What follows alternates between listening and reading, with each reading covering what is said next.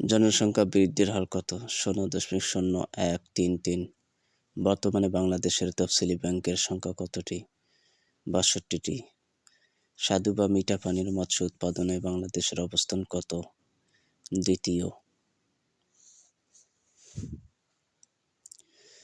আম উৎপাদনের শীর্ষ জেলা কোনটি? নওগাঁ। বাংলাদেশ বিমান বাহিনীর প্রধান কে?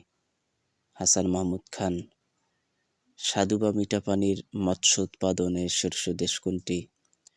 ভারত। চাল রপ্তানিতে শীর্ষ দেশ কোনটি? ভারত। গম উৎপাদনে শীর্ষ দেশ কোনটি? চীন। ১৬তম ব্রিক্স সম্মেলন কোথায় অনুষ্ঠিত হবে? Kazan, Russia.